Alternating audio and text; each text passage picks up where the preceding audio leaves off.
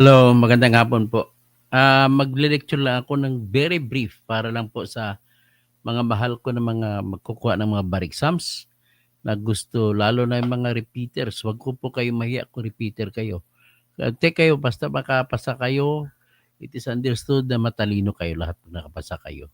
Kung hindi ba kayo pumasa nung una, that is only a matter of failure to memorize. And failure to memorize does not mean to say that you are dumb. Ganun lang po. So ngayon, ang ating pong pag-usapan ay second tip. Pangalawang tip ko na ito na binibigay para sa mga magte-take ng bar exams.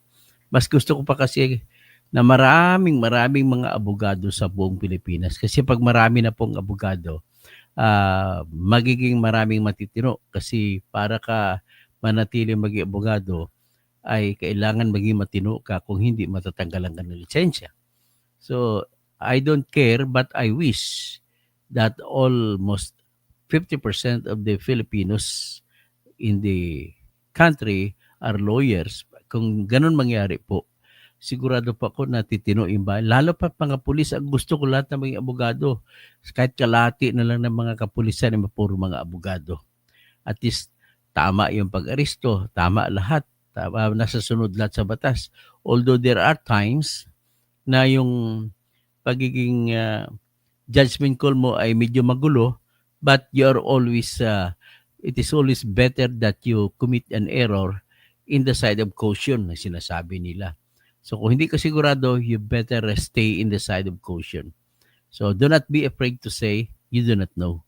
You do not know the law. But it is always, uh, it is always the best trait that we could want, yung mga lahat ng mga citizen natin magsasalita pag nilapitan ng kahit sino, policeman, I know my right. Yan ang gusto ko malaman. Now, ito naman po, ginawa ko po ito, nilecture ko lang yan para lamang para lahat po ng mga barristers ay magkalma yung isipan nila.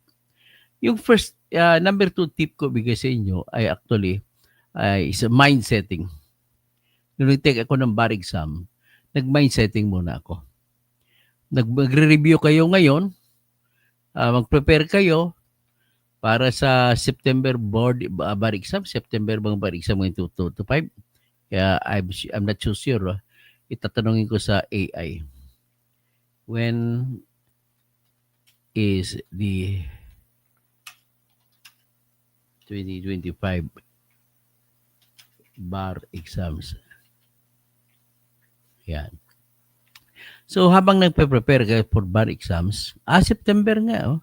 Sa aming binalik sa dating schedule kasi dati September ako na-take. I took my bar examinations in 2005. No? September, 4 Sundays. Ito ngayon 3 Sunday na lang. So I just do not know kung paano ang hatian ng subject matters ninyo sa ngayon pero sa amin nung araw ay 4 na Sunday. But nevertheless, the same is still the principle in preparing. So, bar tip number 2 ko ay ganito, mind setting. Sa mind setting po, importante po na para matanggal ang kaba. Kung mag-prepare kayo, hindi ka nagpapanik, nagbabasa kayo, you don't mind kung medyo late sa tingin mo ang ginagawa mo, you don't mind because may mind setting ka na. First mind setting is this. Sa mind setting nyo, do not be afraid of failing. Always think na pwede ka makatake ulit ng exam. Yan po ang mind setting. Sa mind setting aspect. So, if that is so, ay wala kang magiging panic. Hindiin mo sa sarili mo. And it is better, yes, you dream, but your dream may wait. Sabihin mo lang na wala akong pakialam kung mababagsak ako ngayon. You can always take the next exam. Next, lahat ima-mind setting mo sa sarili mo. You only need 75% to pass. You do not need to perfect the exam if only for you to pass. So you better master at least 80% of the questions. Usually, mag-question 20 questions. So kung ma-answer mo yung 20, 100 ka. Pero kung ma-answer mo lang mga 16, di 80 ka. So you need to at least answer 15 questions. Kung ma-answer namang iba, just for the sake na kung may mali-mali ka doon, hahabulin ng iba. So yan po ang second mindsetting. You only need 75% to pass. And ang third mindsetting is there is no such thing as intelligent person to pass the bar exam. It is always preparation. It is always, to honestly call it, memorization. Pero with that, kailangan mo lalagyan ng meron ka namang angking galing sa pagrason. So your power to reason, yan po ang lahat na magbibigay sa iyo ng power para makapasa kayo ng bar exam. Next, as part of my second tip, na bar tip number 2, ang gagawin ko po rito, magbibigay po ako ng isang sa subject matter naman. Yan, physical tip ang sinasabi ko. Pero kay 4 minutes pa lang naman is, sige, abangan nyo na lang. Dito lang muna sa mindsetting ako. Tapos, the last tip as to mindsetting, make a schedule. Ilang buwan mo ba o ilang araw, ilang linggo mo ba pag-aralan ang isang subject?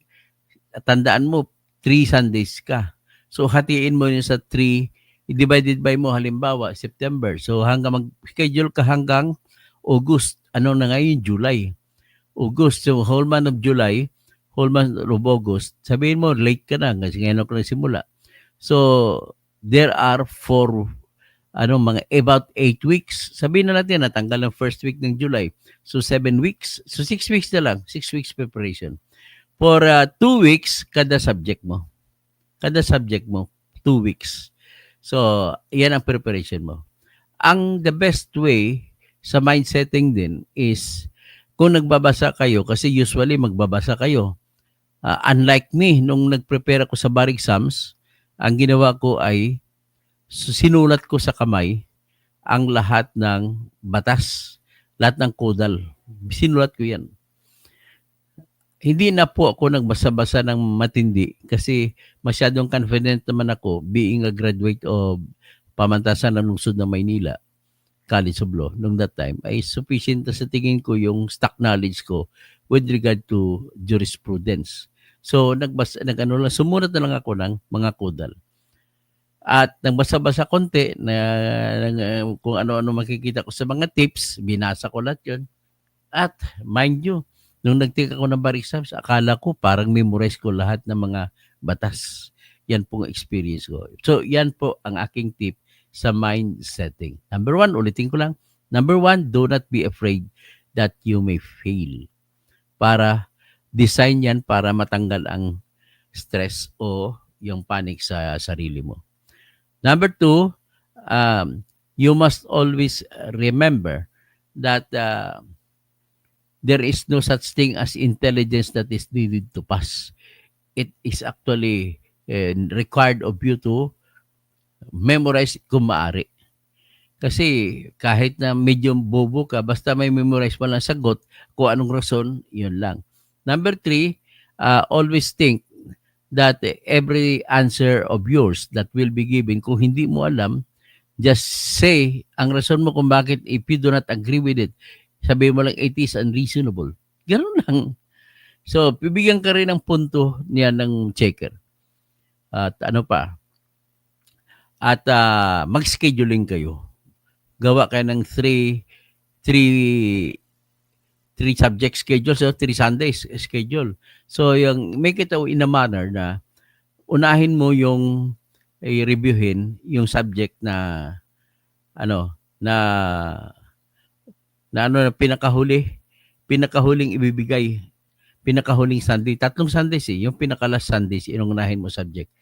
Tapos, ang second mo na scheduling, pag-aral ay yung ibibigay ng mga subject sa second Sunday.